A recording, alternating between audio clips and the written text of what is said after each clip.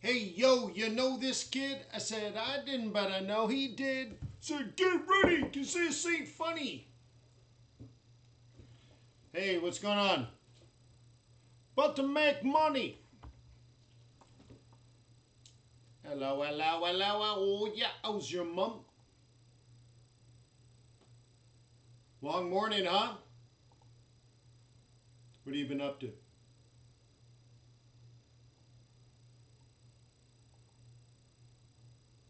So much going on in the world. We got a lot to do today. So let me welcome you to Forex.Today, the YouTube community of almost 20,000 foreign exchange traders. We gather here today to do technical and fundamental analysis with the overriding goal of planning trades. Let me remind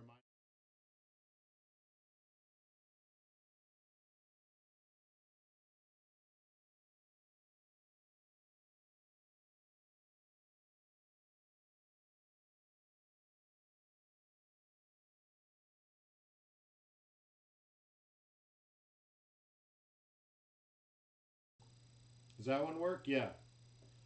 Anyways, so I don't know, something changed on all the settings.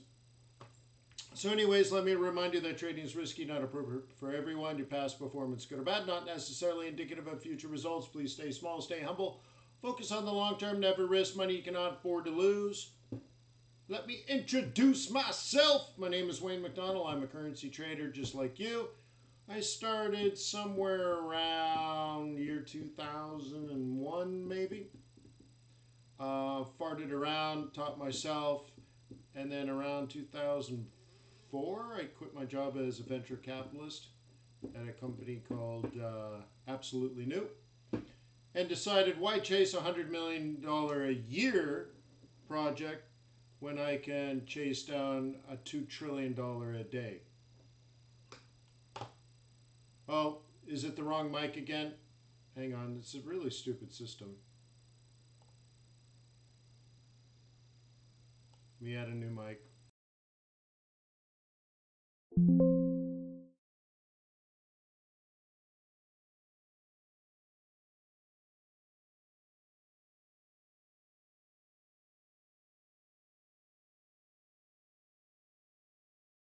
How about that one?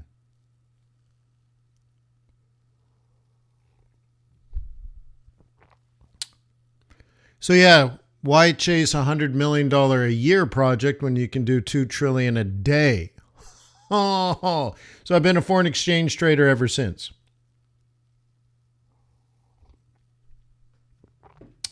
So that's what the Wayne do. Still very passionate about what I do. It's a really cool business. We got a lot to talk about today, so I might as well get on to it. Ask questions. I'll do my best to share both technically and fundamentally what I've learned in this thing we call Forex. Okay, simple enough. In the description below the video, you'll see a link to my book on Amazon.com. You'll see a link to free training courses on YouTube. You will find a link to premium training courses at fxbootcamp.com. And then you will find a link to tradersway.com, a foreign exchange broker that I think you should use. Simple enough. Fast execution speed, narrow spreads, huge swaps. Been with them with Traders Way for, I don't know, how long has it been now?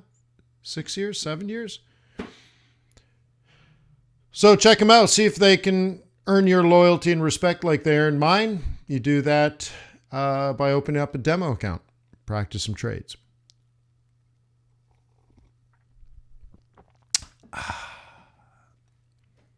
Cool.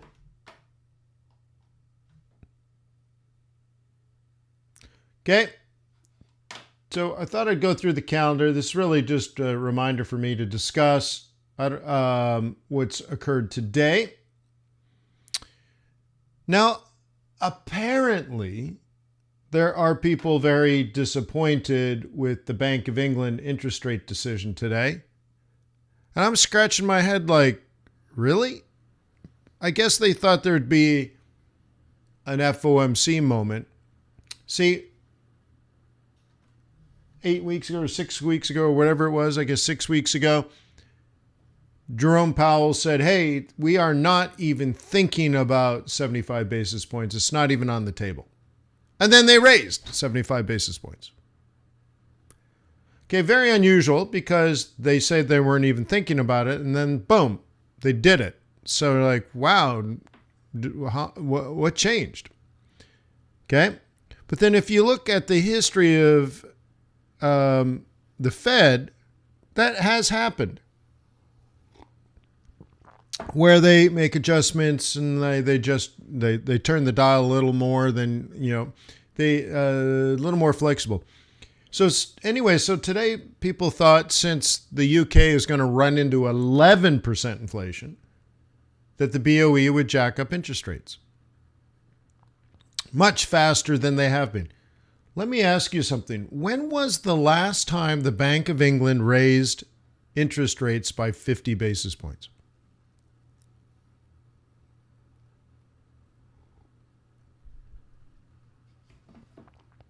$10 years ago? 15 years ago? 20 years ago? 25 years ago? 30 years ago? 40 years ago? Does anybody know?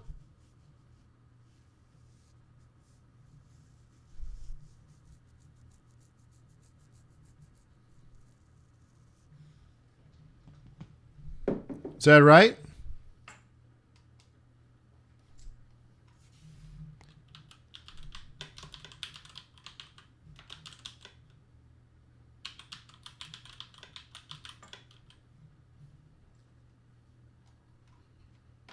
See if we can find.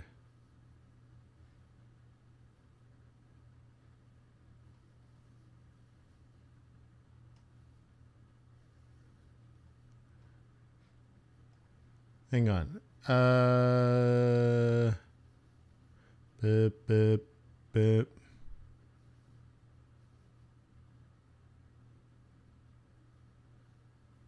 So anyways, here's a website. I don't even know what this is. Bankrate or something. 50 to 25. Anyways, it's like, let's just put it this way. It just doesn't happen.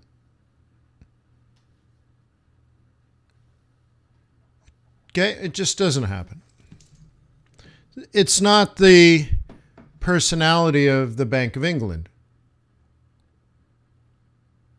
That's all.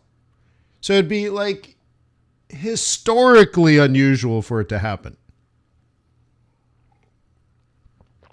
Some might say, hey, well, maybe we're in that kind of history. Maybe it needs to. Okay, great. You might have noticed there was a dissent as well. I think three members did want a 50 basis point hike. So maybe they're setting the stage. Or maybe they're just buying time.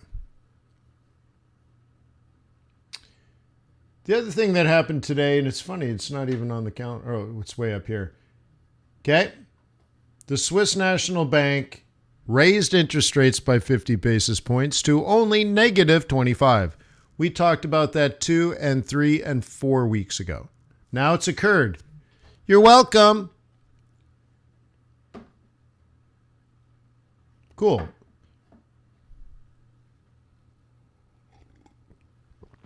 So interesting times. Interest rates going up in the UK, but slower than many wanted. Interest rates going up in the Eurozone, but slower than many wanted. Interest rates going up in Switzerland, more aggressive than the others in the region. Interest rates going up ripper fast in the United States of America. So emerging markets are going to have to adjust as well. And what else? Well, if Switzerland is adjusted to be less negative, because they don't need to be so negative.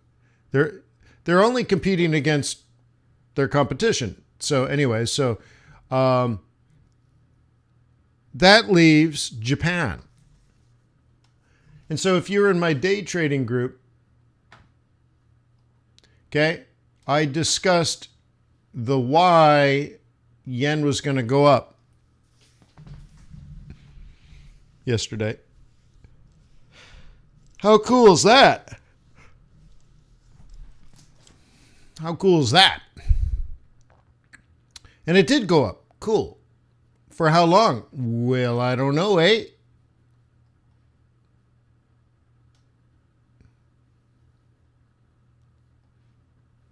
So that's kind of interesting.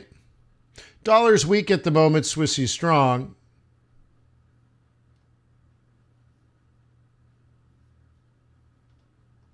Take a look at some dollar pairs. Okay, big move here.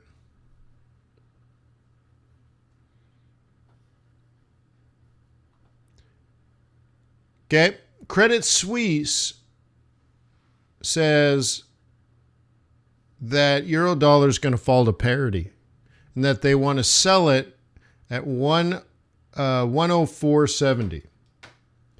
So let's mark that. Horizontal property 1.047000. There you go. So Credit Suisse says they want to sell it there and it's going to fall 500 pips.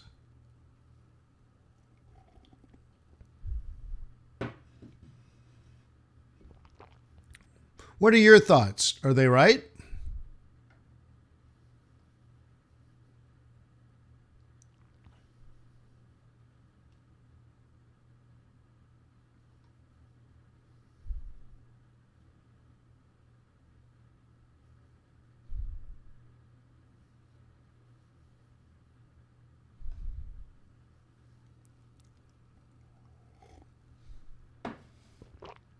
Andrew says Credit Suisse is correct.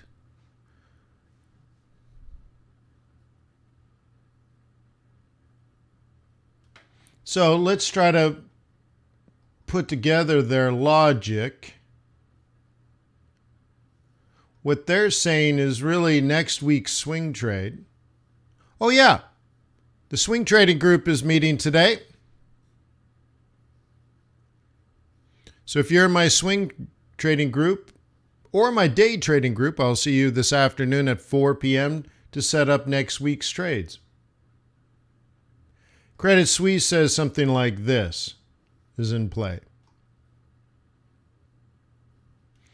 I look at this chart and I say, well, I've seen stuff like this before, and that could work. I'm not saying it won't, but that is also very possible.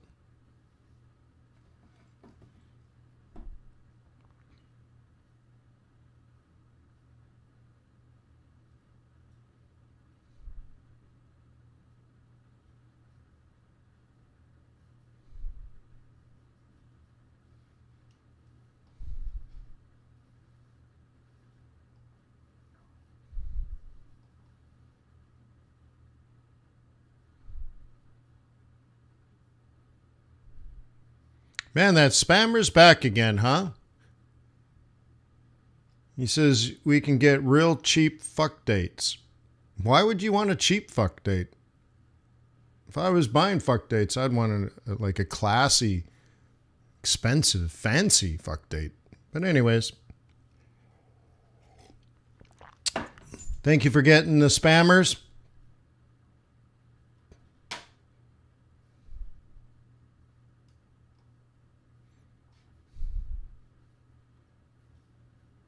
So anyways, so that's what some people are thinking.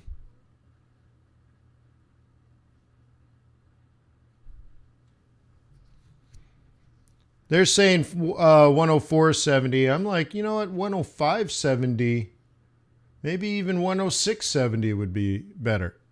But whatever, they're being aggressive. What time frame are they using? Looks like they're using 4-hour daily. They're an aggressive short on that. Probably not great. Now you're saying, well, I'm on it. Well, I'm just messing around. But anyways.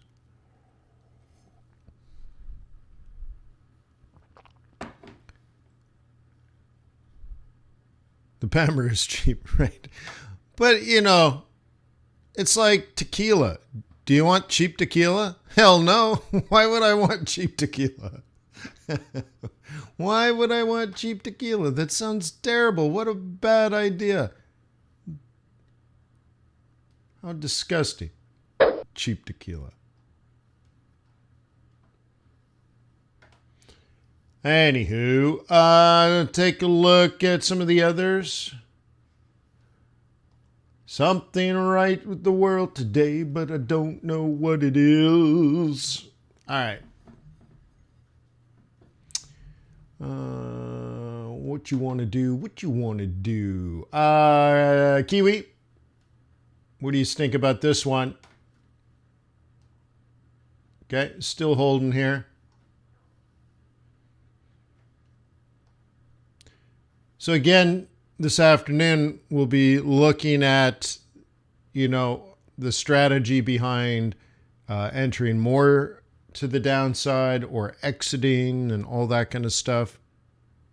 The swing trading group looks somewhere between 1 and 12 weeks in advance with our trade planning. Okay.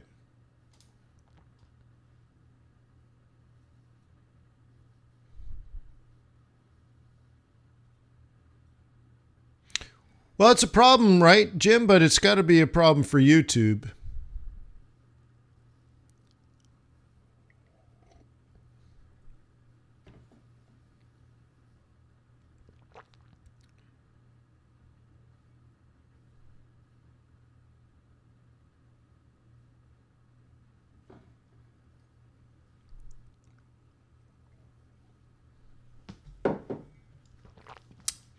So anyways, there we are sitting at the bottom of this Kiwi dollar. Could be interesting because let's say you thought the dollar was going to weaken. It would be epic. Like I think if you were buying down here, your thought process would be, you know, for forever. No, we are blocking them. They just come back. Just different accounts. So this spammer, I've permanently blocked, I don't know, 25 of their accounts. But they might have thousands.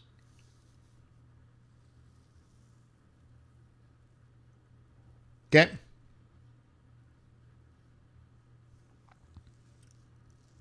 So anyways, like,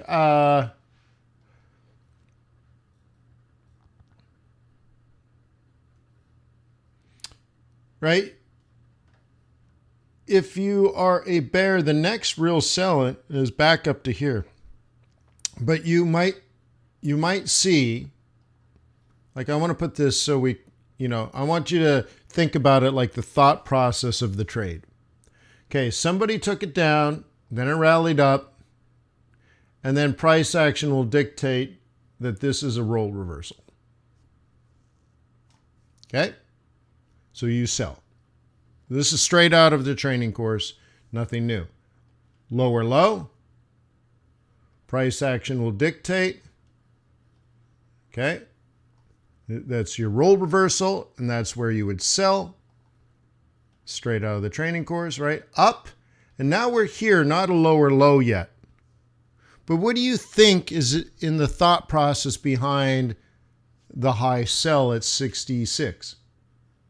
They're thinking one more move down. They're thinking lower low. It's not even a move down. Somebody sold a lower high and they expect a lower low. Okay? So you have to think like somebody sold here, took profit, sold here, took profit, sold here, and they're expecting this to come down. And then it'll fart around up here. Right? You'll have to measure your role reversal. So you just go back and do your job. And then somewhere around there, 2 months from now, you might get one of these.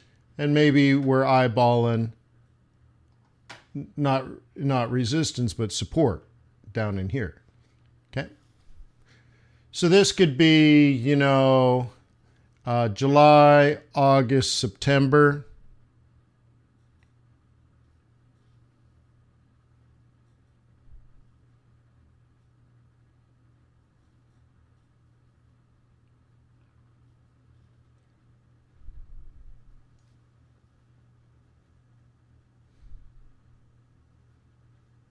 But Darko says you need the user needs to be a subscriber to be able to do those bot posts. But I don't delete those. I hide the user from the channel, so they're blocked. So it's thousands of accounts, maybe, I don't know.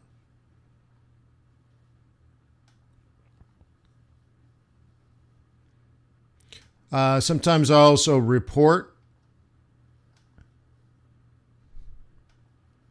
and I don't know if YouTube ever follows up or anything, but you can report them, so I've done that.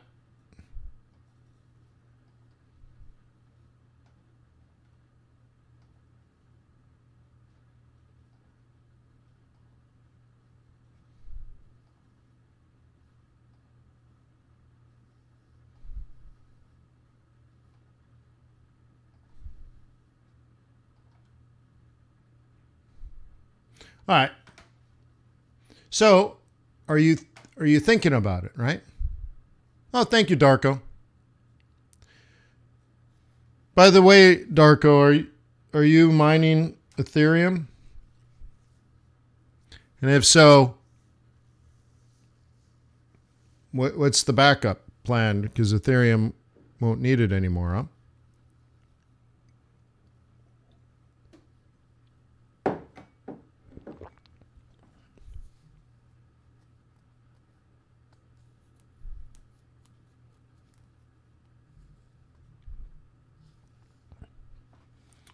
Speaking about Ether, why don't we zip over there?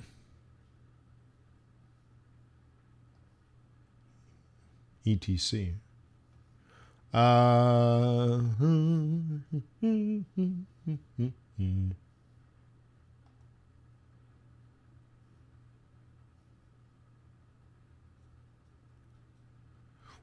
On says, why is yen so strong? You need to join the day trading group on. I'm telling you, just last night we went through it. I went through it. In fact, let's just go back. So I talked about it for, I don't know, 20 minutes last night. And the thing is, I spent probably not quite an hour, maybe 45 minutes yesterday in my research. Okay, like I did these past days. And my past research on these days said, okay, at this moment, okay, before it happened, okay, I want you to think about that. In that little box, there was a fundamental reason that I knew beyond a shadow of a doubt that was going to impact the yen. Okay, it held for a while, and then it collapsed. And then on this day, specifically that day, I'm looking at the date, not what actually happened. On that date, there's empirical evidence to suggest immediate yen strength. How much? Well, that depends. We don't know, but we know that maybe the weakness is going to at least hold. And you can see this lasted 2 weeks, and then the yen collapsed again. And then on this day, and then later this day, once again, very specific, very direct, very clear facts that would show immediate yen strength. That lasted a month, and then it collapsed. And that same thing occurred right here. So last night in the pre-Asian session with the day trading group, I showed this and I'm like, look, I want to buy all the yen pairs. I said it. I want to buy all the yen. In particular, I want to buy the CAD yen. But I said, I can't do it. I can't do it because of this big boom, boom, boom. So once again, wink, wink, nudge, nudge, join the day trading group because that's the type of knowledge you get. So I'm like, I don't know what the yen is going to do, and I want the yen to weaken, but I can tell you, despite what I want, and despite the technical setup on the chart, because there was actually some technical setups to suggest, maybe I should buy CAD yen. But then I'm like, but I can't because I have this other fundamental reason where I think the yen is going to stay strong for maybe a day, maybe a few days, maybe a couple of weeks. Okay? Because this one lasted almost a month. This lasted a couple of weeks. This lasted almost a month. Okay? So this could do this.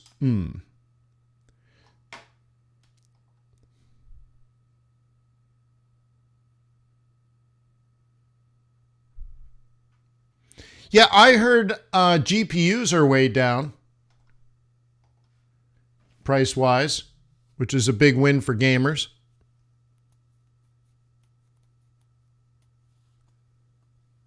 Yeah, and I imagine ASICs are on sale.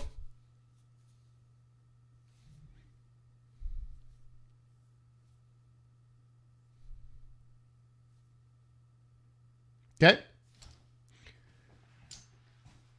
The question is it because of SNB? No. So anyway, again, I spent 45 minutes yesterday coming up with this idea. I threw down that line and said, yen up for now. Even though I want to sell it, I got to wait my turn.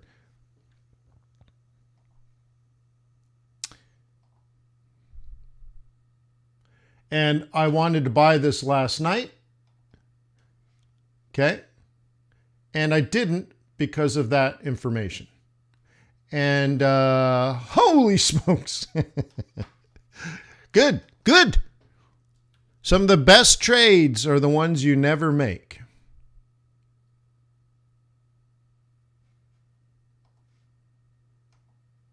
Huh? Cool. So anyways, now what? Well, again, we're probably going to have to discuss how I want to handle this in the day trading group, the swing trading group tonight. And it kind of depends on what happens today. But do not be shocked if there's yen strength. Now, does it mean that it has to be strong? No. Because there's a degree of, there's a level of indeterminance. So let's talk about that for a second.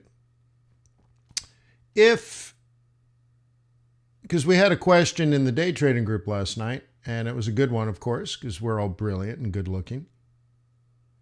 Wicked smart. All right. So I talked a lot over the last several weeks, several months of dollar strength. And one of the things I've been hounding on a lot in the last month and a half is a sort of a more empirical way of looking at how to come up with an idea of bull versus bear on the USD, or really on any individual currency. And I suggest if you export a lot, you get paid in your currency. So if Australia exports a lot of iron ore and coal, the iron ore and coal leaves Australia, but then money comes into Australia. And that money gets converted into Aussie dollars and the demand pushes up the value. So if you export a lot, your currency goes up in value.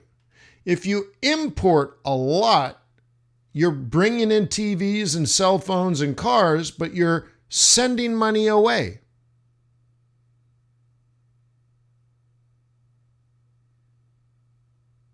Okay? Therefore, right, the increase of supply drops the value. So if you import a lot, the currency is weak.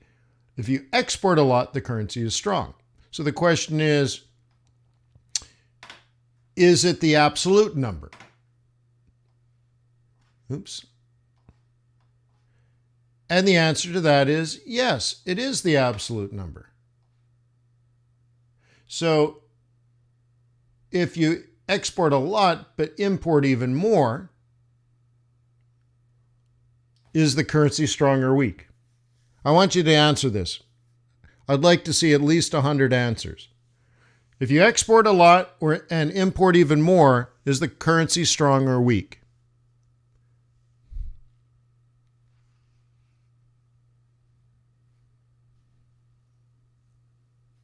And that would be absolute terms, by the way.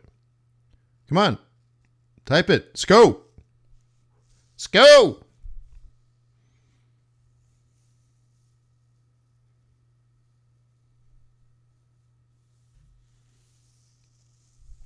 If you were in business school, you'd be graded by your participation. And by the way, people are competitive in B school to be more participative than everybody else. People fight and stab each other over how much camera time they get with the professor or how much floor time they get to present. So when I ask a question and 15 people respond, what the hell is everyone else doing? Cheaper than Tinder. Anyways, look, right? Maybe it's the 5% that are going to succeed. I don't know. Anyways, yeah, the answer is weak. So that's in absolute terms. But the question is, well, what about the change? Well, what if exports are normally this high, but are currently only this high? And then what if normally imports are even higher, but are currently only here? Whew. So now you have to think about it like, oh, wait, okay, this normally compared to that leads to weakness, but then the exports are way down. But these are down even more. So exports might be down 3%, but this might be down 12%. You're like, okay. You're like, well, then maybe that's somewhat dollar strength. Or what if we're in a situation like this where, okay, imports are less than normal. Okay, well, relative to normal, they're still up, but then this is way up in terms of dollars, maybe not in, right? But, and then you're like, well, M still on absolute terms might be more than X, but the change in X is doubled, where imports might be kind of flat, even though imports are greater than exports. So now it's not absolute, but relative. And then what does that do? Well, that might lean to more dollar strength relative to normal seasonality because something unusual is happening. And then you have to think about that and put that into your thought process.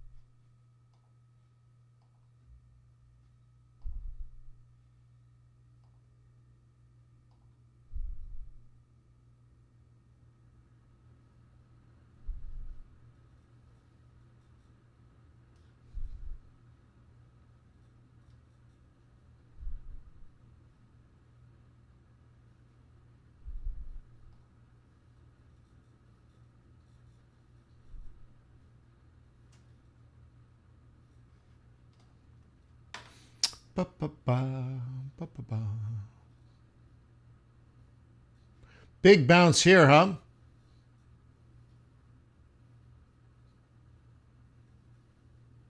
Could be interesting.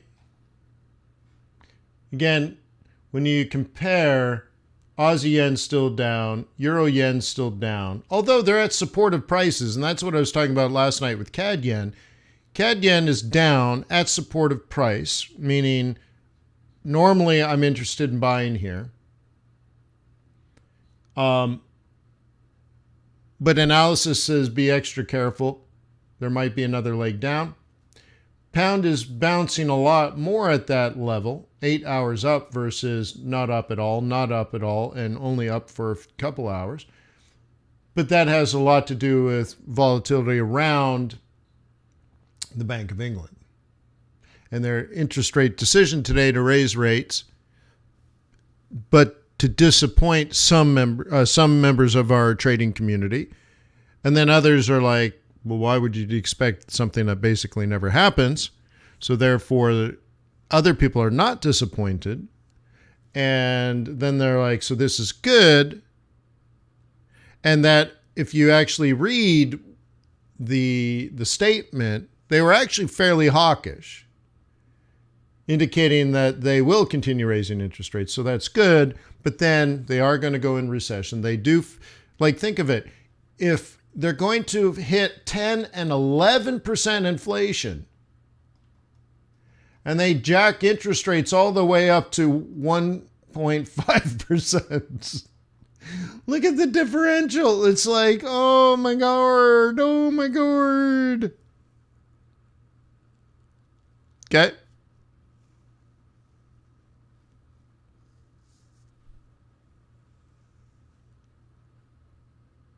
Yeah, Brad, I think this is the right place. You're in the right place.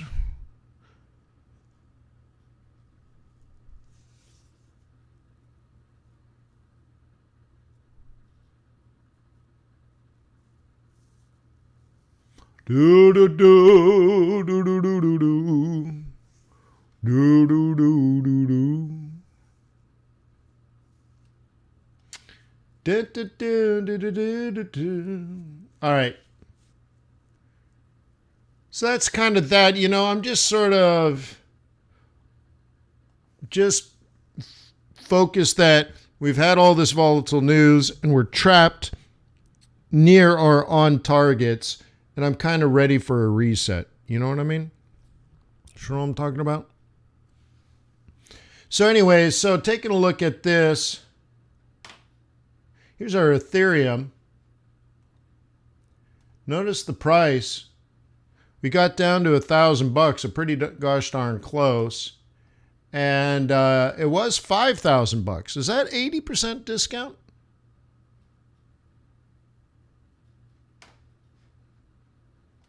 Okay. But see, here's, and this is why I brought it up. So we're going to fork it, right? I guess that's what we're going to do. At least we're going to change the way that the blockchain is confirmed. And you used to do, you know, there was a time when it was all done by miners. There's going to be a time when the miners are not used.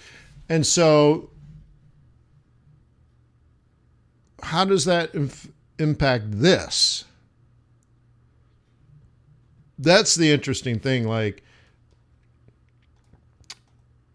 is this going to be more valuable in the future? Is it going to be less valuable? How does it change the technology, if at all? Is it, you know?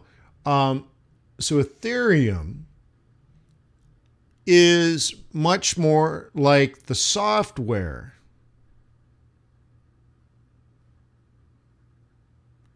Right? That blockchain, for all intents and purposes, for probably most people, will run on.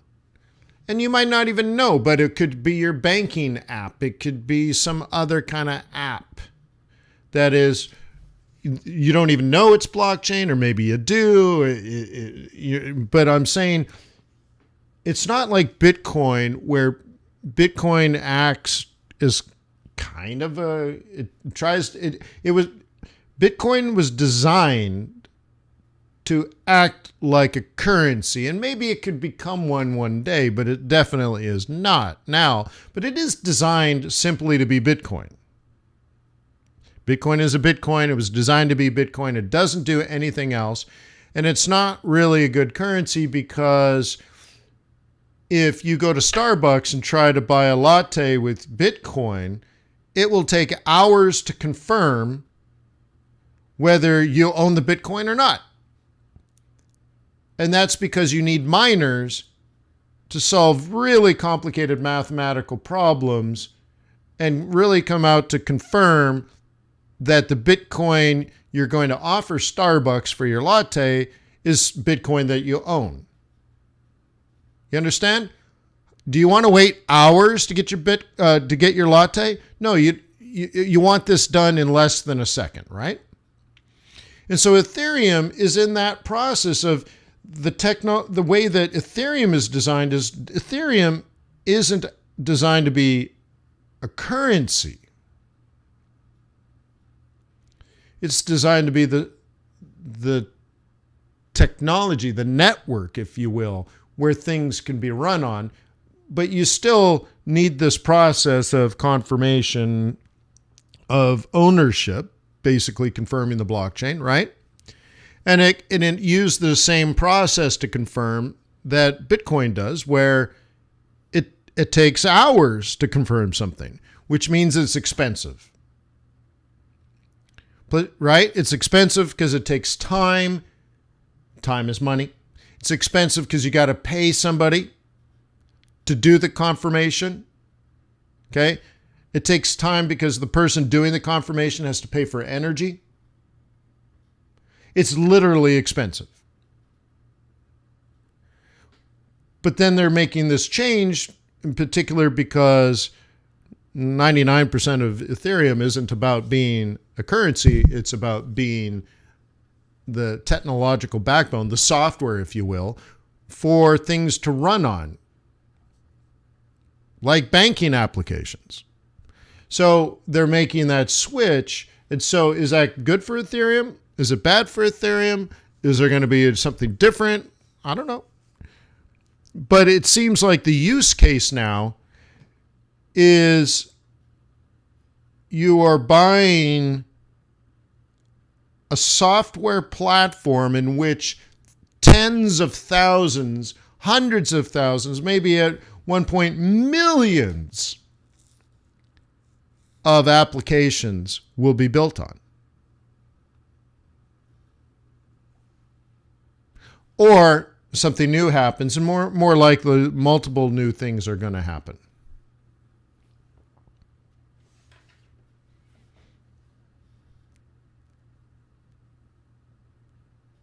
Okay. So anyway, so it's down 80%.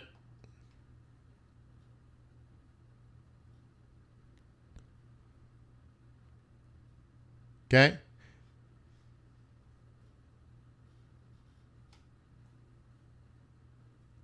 And Peter says it's dead. Why is it dead? Help me understand.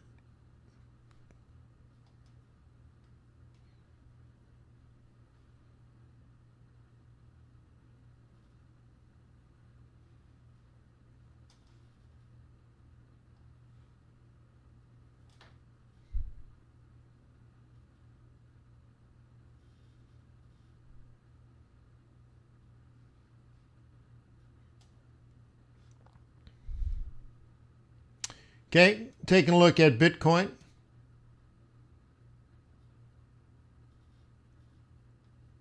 And, oh, sorry, that's my WTI. Anyways, yeah, look at that, huh?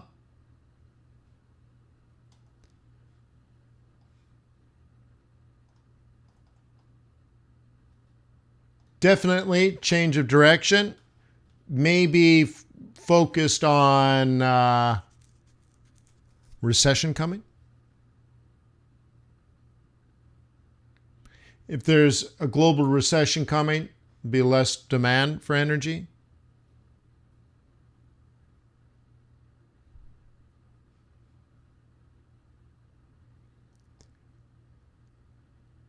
Biden's come up with yet another plan. He's going to force refineries to make more gasoline. Is that going to work? He's going to use wartime laws.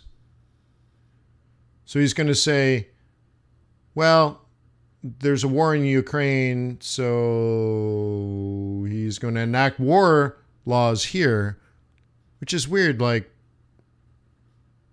are we in a war? Anyways, so he's going to enact these laws to force refiners to make more gasoline. Is that the problem? Refineries are not making gasoline?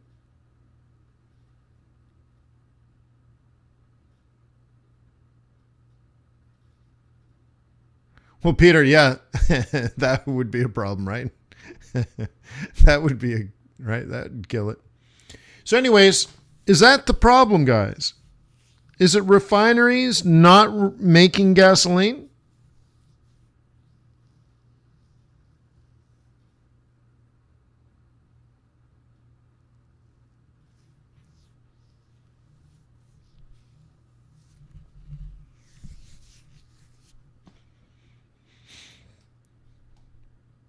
What do they make gasoline out of?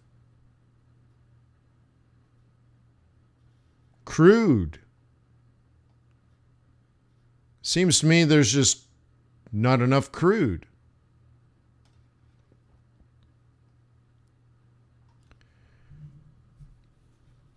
So how do you get crude? Well, it's got to be worth somebody's time and money to go out, find it, suck it out of the ground, and then sell it to the refinery. But Biden just said those companies are bad.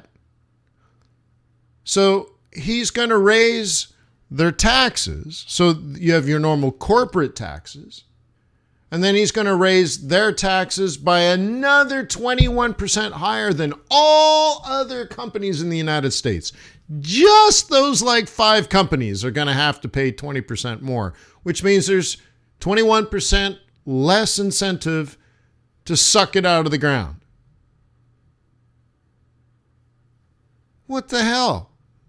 Like, why would you raise Exxon taxes to disincentivize drilling and then force refineries to make more gasoline? I mean, it's weird. So punish those that find and supply the crude to the refinery, so there's much less likely we're going to get supply. And then how do you force a refinery to make more gasoline if there's no crude? Because you just disincentivized. I mean, it doesn't make any sense.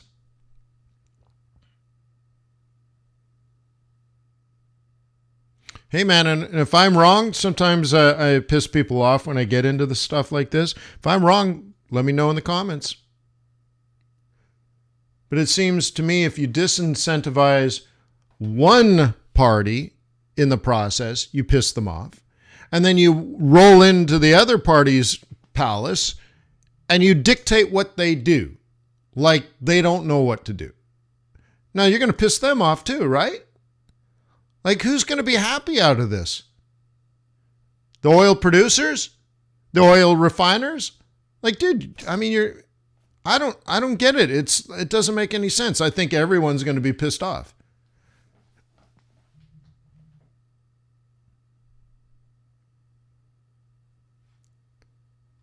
Okay?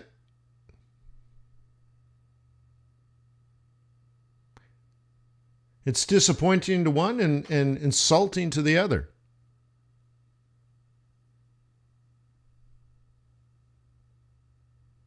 So anyways, la la la la la la la la la la la la la la la. So what do you think about gold? Oops. One thought about gold is gold 1 month from now tends to start to rise. So you can think of it as, let's go out to a daily. If we were going to think about the end of the year, let's say on average, this time of year, gold starts to go up. So then you say, well, that's an average, okay? And things very rarely happen on average. So let's say 30 days before and 30 days after would be the window. So now you could say, based on seasonality alone, that somewhere soon, maybe you do become a buyer of gold, if you want to buy gold. Jim says, I'm almost never wrong. I'm wrong enough.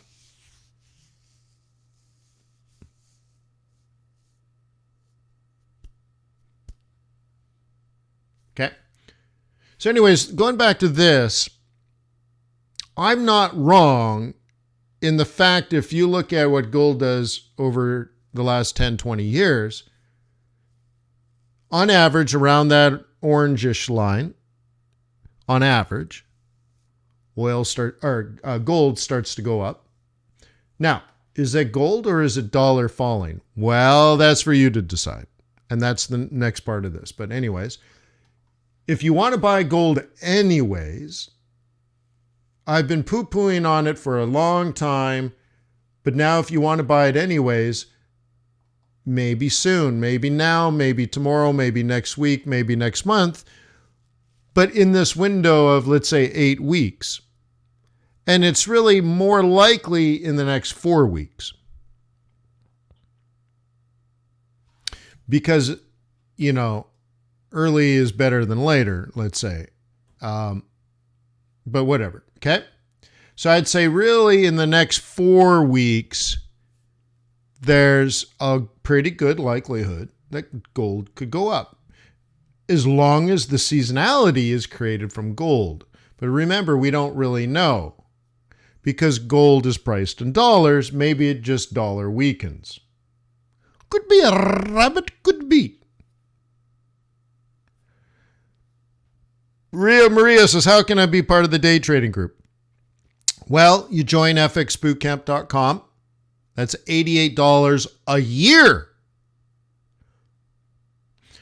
And then you log into the dashboard, so it takes you in, and it's got your training courses.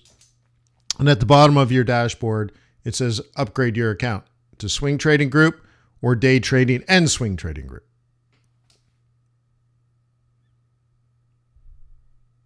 Okay, cool. All right. And those are monthly fees for those. Cool. So anyways, so we don't know. So here's why I'm bringing this up. Because many of you, many of us, maybe me, may tend to believe under certain current market conditions, which may be unusual to the norm, because remember, when we talk about seasonality, we are saying what is normal. Normal, okay? And I think this year is far from normal, but whatever. Because if it's not normal this year, there should be some level of normality if there truly is an increase in demand for gold. So for example, maybe in this July period, demand for gold starts to go up because of manufacturing of electronics and jewelry to be ready for Christmas. Because remember, it's not like the stuff shows up in the United States Christmas Eve. No. You go to Macy's in September and October, and they got stuff out for Christmas already, which means it was shipped here in August, which means maybe it was made and orders were placed in June, which is now. They start making the products now in July. They start shipping in August, and then it's on the shelves in September. Give or take that 6-week, 8-week period. So the beginning of that process may be occurring right now, and maybe it's an increase in demand in gold. So even if we're having an abnormal year, there still is some normality inside of the abnormal. Okay? And maybe it will impact a little bit. But the thing is, if I expect dollar to be up and gold to be up, then this says nothing happens. Luis says central banks are buying gold like crazy. They did that 2 years ago. So I don't know if that is still true, Luis. But I did a lecture speech. I did a session. I did it here at Forex.Today, the swing trading group and the day trading group 2 years ago.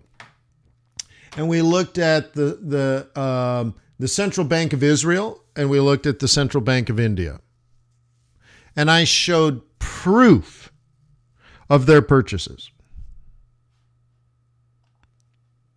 And more importantly, I explained what their intent was. And it had to do with COVID. So we fully understood what was happening in that time. And it was about COVID. Okay. So you're like, they're buying it up crazy now. I don't know if that's true. Okay. I don't know if that's actually true. Maybe it is. But this would say not in the moment. Maybe they were in February, but certainly not now.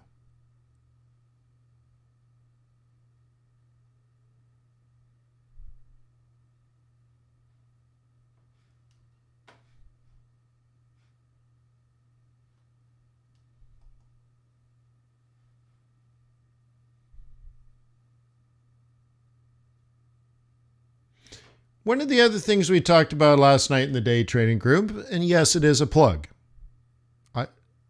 We talked about various European bond spreads. Uh-huh. Oh my God, right?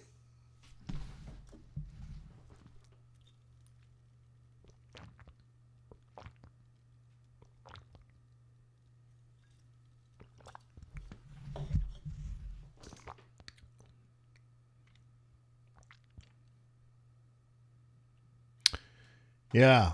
And that gets you into like, what do you think is in store for Europe?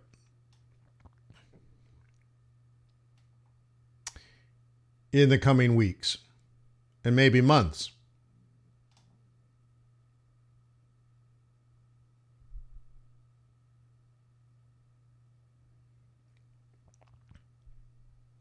Well, Jim, you're right, but even then, I don't like that argument. Wouldn't it be going up? I understand, and that would be correct.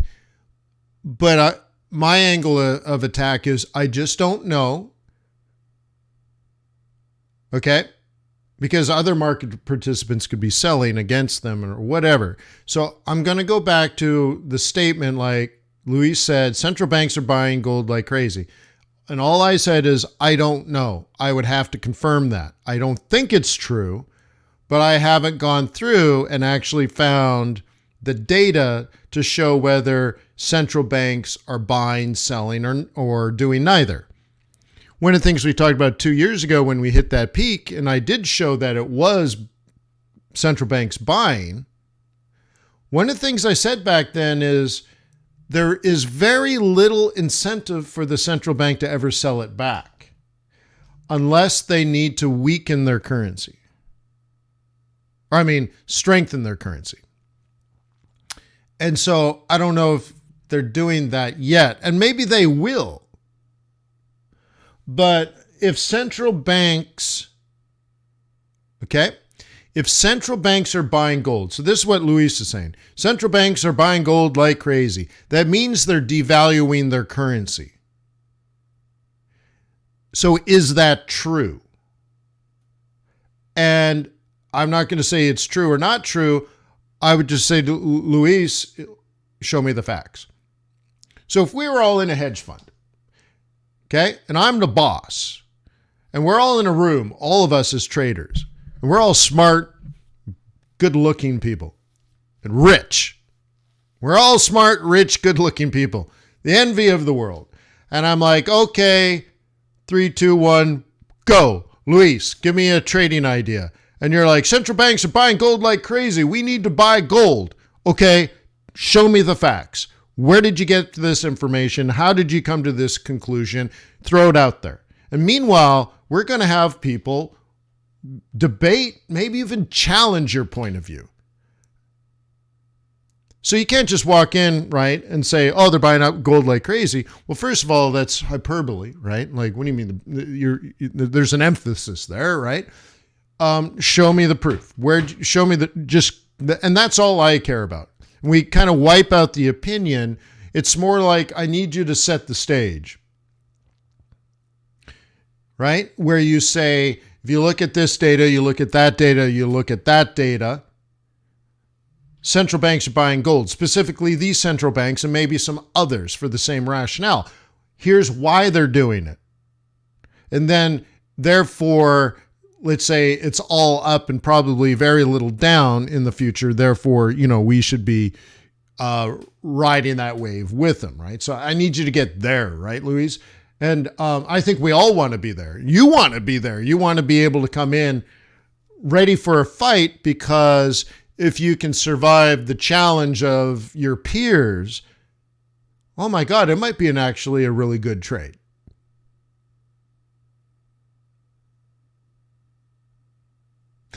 Yeah, but that doesn't mean they're buying, Luis. They bought that 2 years ago.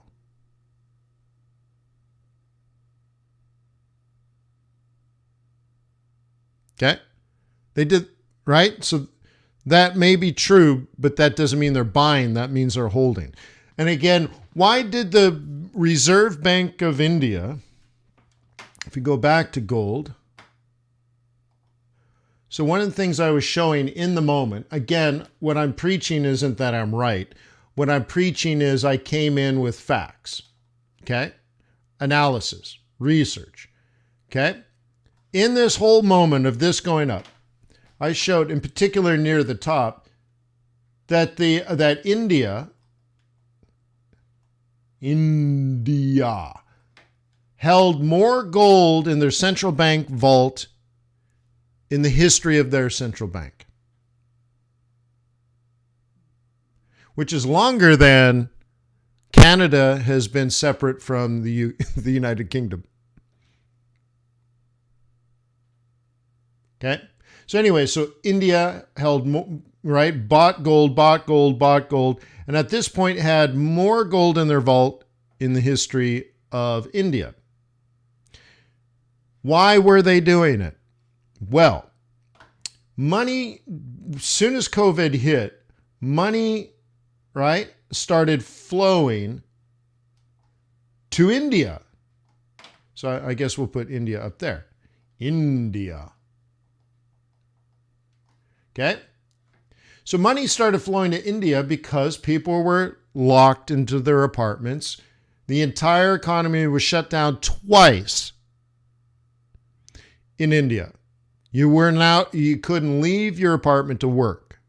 So lots of people lost their ability to earn income. And there's a lot of money outside of India that Indian families hold. So, right? And there's also a lot of Indians in America and other places that could send money home. So what happened was Indians inside of India sold their overseas assets and brought rupees back to India, driving up the value of the rupee.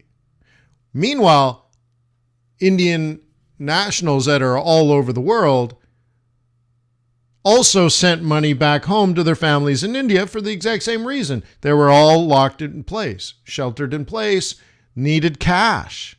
When there's a tragedy, you need cash. Cash is king. Any tragedy, an earthquake in Japan will create demand for yen. So in this case, this economic and humane tragedy created demand for rupee. So anyway, Indians outside of India were sending money back home to their relatives, which means that increased demand for the rupee. So money being pulled from inside of India drove up the value of the rupee. Demand for rupee from outside of India drove up the value of the rupee. And now we have this economy with this unbelievably strong rupee. And that's actually bad for India. Okay? So you have to start with that idea that at this exact period of time, the value of the rupee is going up and up and up and up and up. And that's actually a bad thing for India because of their X minus M. They're an exporter of goods and services. And when rupee goes up, oh my God, their export costs or their exports will fall because they're more expensive for foreigners because now they have to buy even more rupees. So anyways, suddenly China had a better deal. Because remember, India was locked down, China wasn't. So anyways, the rupee going up was a bad situation for India. So therefore, let's take a look at the Indian balance sheet. Indian balance sheet. Okay?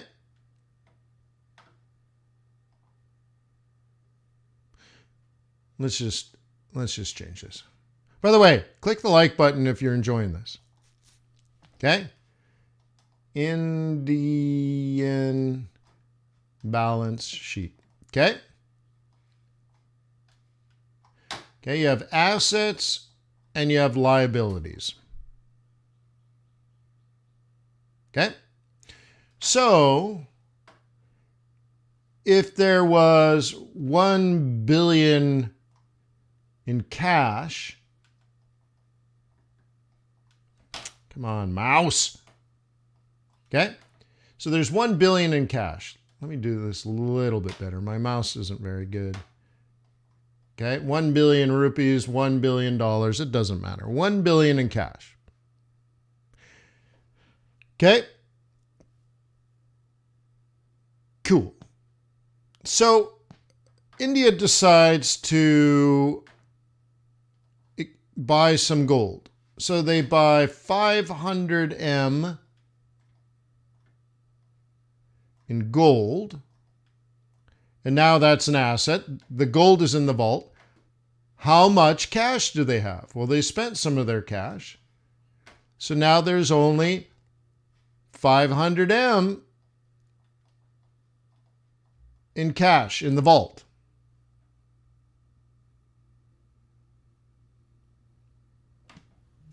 You understand?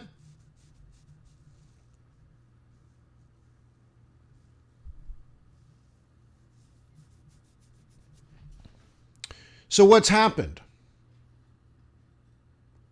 Has the balance sheet, has the Indian Central Bank balance sheet changed? No. It still balances. Okay? Because there'd be 1B over here.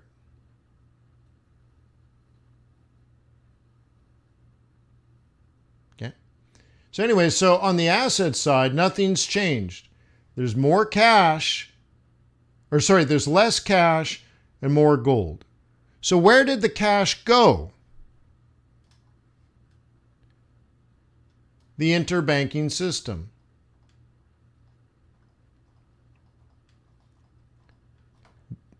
This is money floating around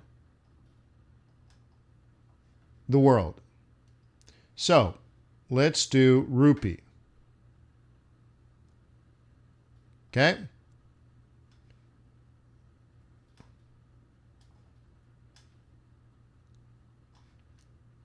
Okay. Quantity, value, 1, 2, 3, 4, 5. 1, 2, 3, 4, 5. So, right, going left to right means higher quantity of money, rupee, more rupees in the world. And 1, 2, 3, 4, 5 up means an increase in value of the rupee. So in a normal world, let's say before the central bank started to buy gold, the equilibrium was right around there. Okay, this much rupee in the world, and the rupee had a value of that. We'll call that QE, Q sub E, so Q small e, quantity at equilibrium. We'll call this VE, value at equilibrium. Okay, so then the central bank decides what they want to do is buy gold. So they import gold and they export rupee. The rupee, that 500 million in rupee, gets pushed into the interbanking system. So we have to increase the quantity.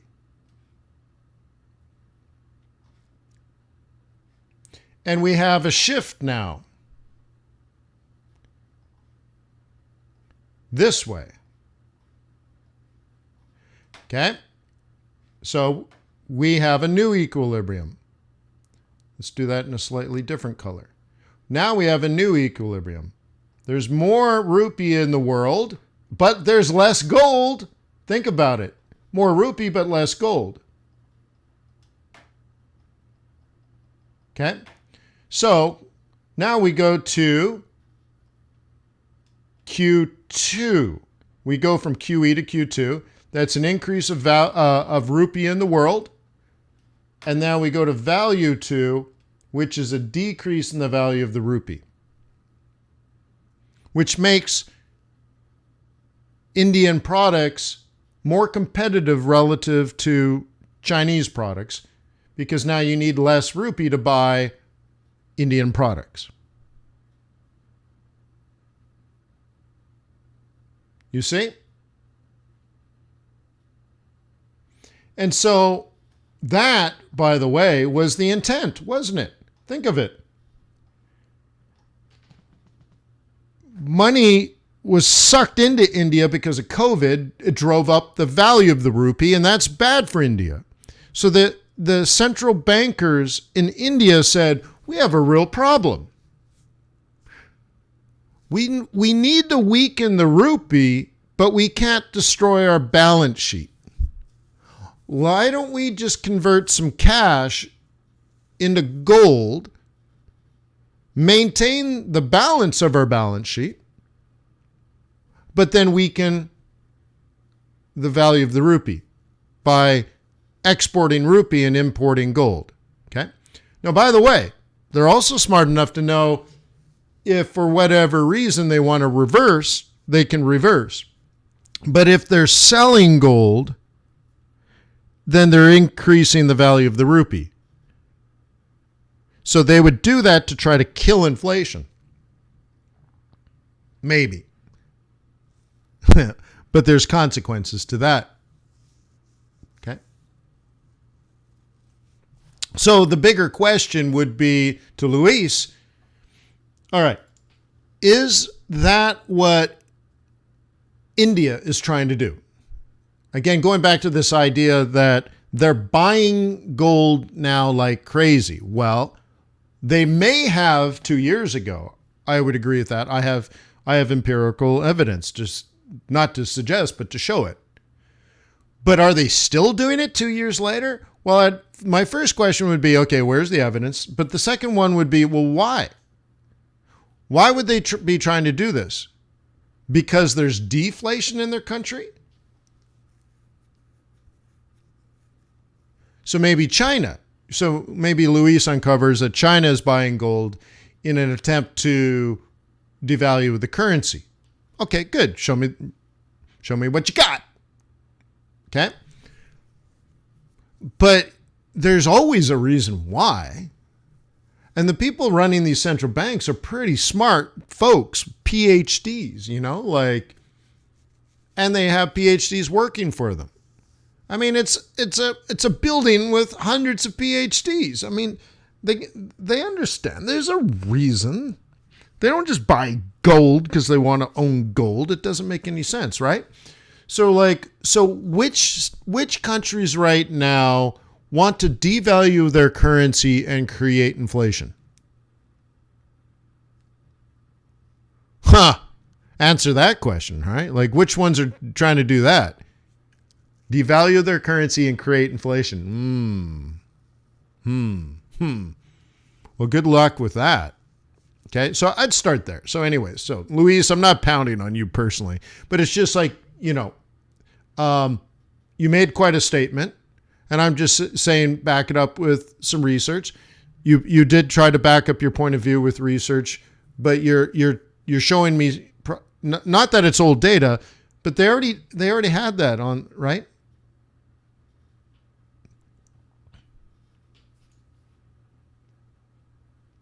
Luis says USD and gold are safe havens. Okay, yes.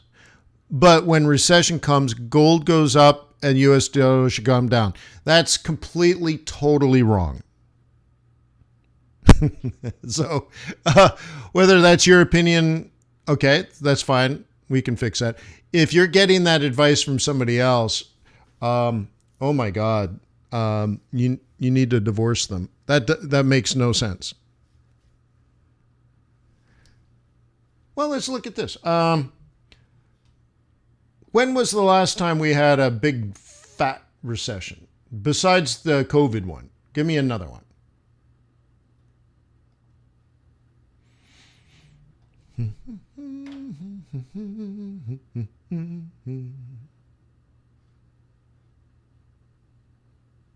So we'll have to pick on this one. La la la la la la la la la la la la. 2008. Let's go. I gotta move. Give me the juice.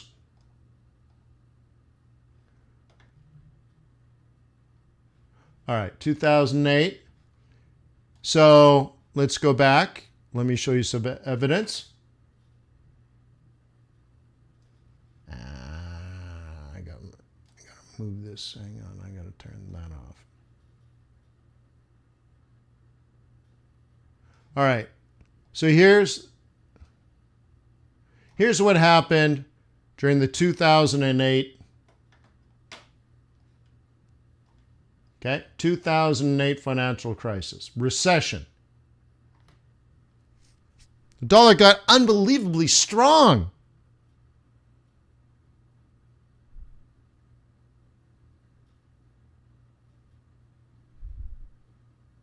Okay. So be careful, man. Because here's the problem. A lot of people say bad economy, bad U.S. econ must mean bad USD. And that's totally, completely, absolutely, without a shadow of a doubt, redonkulously bad thought process. Complete lack of understanding of macroeconomics. So be careful. That's all. Just like, dude, be careful. So we'll leave it at that. Now gold. Okay. So now you're like, but gold went up at that point. Okay. Maybe that's true. But first and foremost, on before I do any analysis of gold, I'm a currency trader.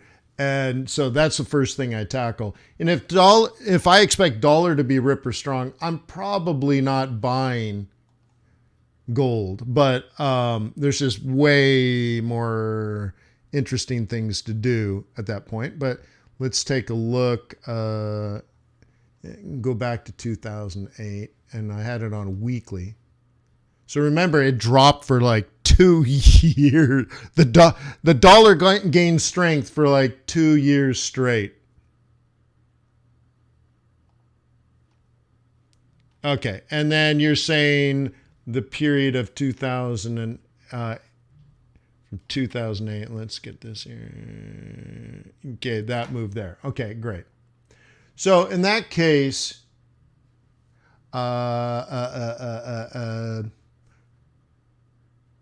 and I have to turn that off. There we go. In that case, okay, this is correct. Gold went up. Safe haven. Okay. Now, Grandpa used to tell you that when there was inflation, you'd buy gold. And now we have ripper, unbelievable inflation, and we don't have gold going up. But,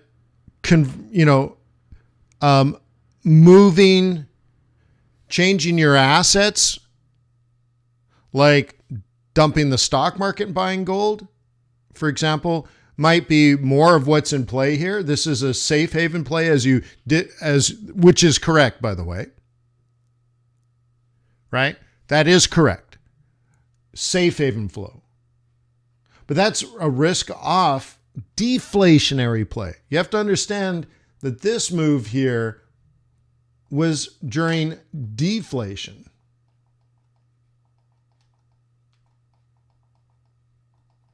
Okay? And so that's why I kind of like when people are like, there's still a lot of gold bugs and they're like, buy gold, buy gold, buy gold. Debt is unbelievably high. Agreed. Inflation is unbelievably high. Agreed. You want to own real assets. Agreed. Buy a whole bunch of gold. Not necessarily. Okay. Now, what about this big move here? That was a time of deflation.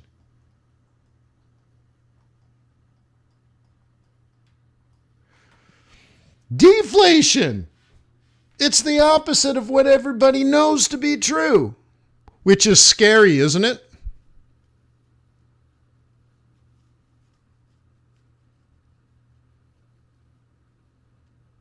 Isn't it scary? We all have been taught to buy gold during inflationary times. And in the last, let's say, 10, 15, 20 years, the only time gold has gone, right? Let's say in the last 10 years, well, it's more than that. The last 15 years, the only time gold has gone up significantly is during periods of deflation. You think you know, but now you know, right? Like it's crazy, right? So I totally agree in periods, in what did you say? In risk off, safe haven. Absolutely, totally true. I would go with that. Okay. But you also have to understand that people are also buying USD, and it shows you how amazing those periods are. But what about the opposite? Okay. You could also argue in times of inflation, typically dollar weakens and gold falls. Maybe. A to B isn't necessarily B to A. Okay. So I go back to, well, what's the rationale? Not the pattern. Don't worry about the pattern.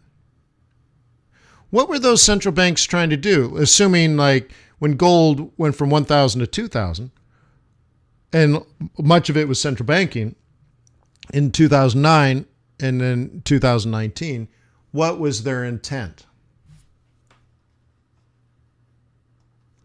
And I think they were combating deflation.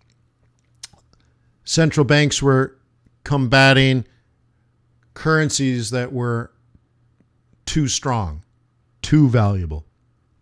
Because deflation means prices are low. Well, if you need less money to buy something because the price has come down, that's deflationary. Okay? It's a weird way to look at it. So Tesla's just went up in price by $6,000. Or maybe your currency just fell. And you're like, well, what do you mean my currency fell? Well, if Tesla has to buy more lithium, then you're selling your dollars to buy lithium. There's less lithium in the world, but there's more dollars in the world. So I don't know if a Tesla went up in price or not. Maybe your dollar went down. Kind of interesting, right?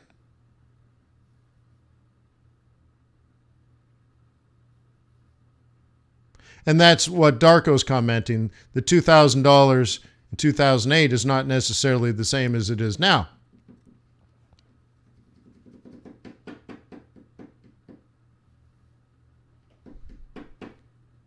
Okay. So anyways, so again, Luis, thanks for being part of the conversation. I'm not beating you down personally. I think you're bringing up good points, and it's a good basis for conversation with our community, but no harm intended. So thank you for leading the discussion. And with that, I think I'll let you guys go. I'll see the day trading and swing trading group today at 4:30. And we will plan out next week and the rest of the month. Okay.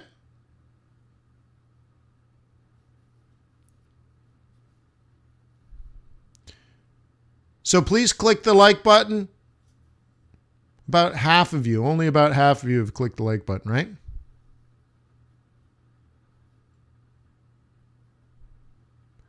Did I say 4:30 or 4? What did I say? I don't know what I said. I can't think and talk at the same time. I'll meet you at the normal time. I'll meet you at the normal time, whenever that is.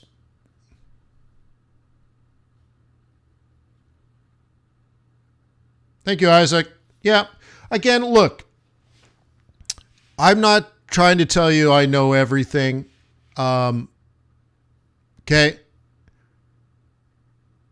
Sometimes, ego is important in what we do. You got to have personal strength, right? So you got to have some level of ego. The trick is not to be egotistical, but let me quote Kanye West.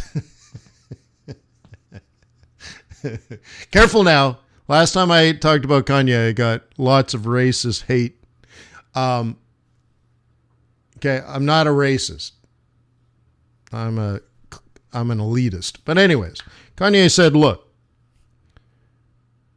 there are times when he's arrogant because he's tackling new things that are unbelievably challenging, and that under normal sort of psychology, you would never try to do it. It's just too big of a challenge. A normal person would say, that's too big, that's too challenging, that's too ridiculous. There's no way you could do something that redonkulous. So you would never do it. You'd have to be so arrogant. You're like, I understand how impossible it is, but I'm going to do it anyways because I can. And then there's normal levels of ego, which are important, which help you kind of get through the challenging times. So when you're having a bad period, you can recover because you have enough self-esteem to kind of dig yourself out of this sort of mental deflationary, spiritual deflationary period, and you don't give up. But you get humbled, and you go back and forth. Arrogance to humble, arrogance to humble. And you guys have seen me for 20 years. You've seen it come and go. But it's an important sort of survival. And Kanye described it just that way. And I thought, that's pretty astute, It was pretty astute. I don't know if it's his idea or someone else's, but that's what he said. And I thought it was quite right. I'm trying to bring my authentic self to these conversations in a way where I do have experience, I do have some knowledge, I do have some education, and I can shine light in certain places.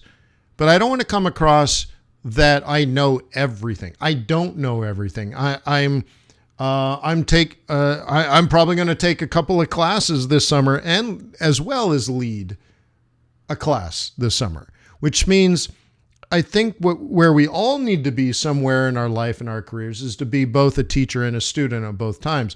And so I was reading about Marcus Aurelius's teacher Seneca, and I think it was Seneca's teacher who I don't recall, but Seneca's teacher was great and really influenced the philosopher that Seneca became.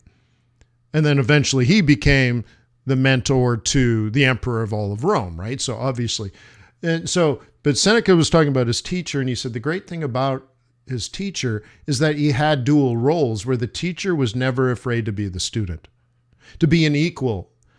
And I consider myself, equal with you guys. We're all students. I can share, but we're all equals.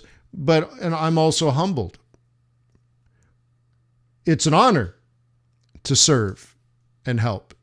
So that's good. Maybe that's showing signs of a little bit of maturity now that I found a gray hair the other day. So maybe that's a sign that I'm maturing.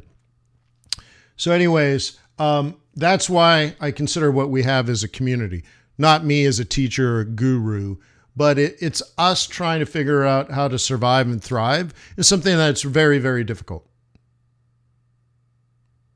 So again, I'm not going to belittle and humble Luis because I may disagree. I'm not even saying disagree, but more like let's open up that can of worms and see what's inside and see what we can find, and let's discuss our discoveries.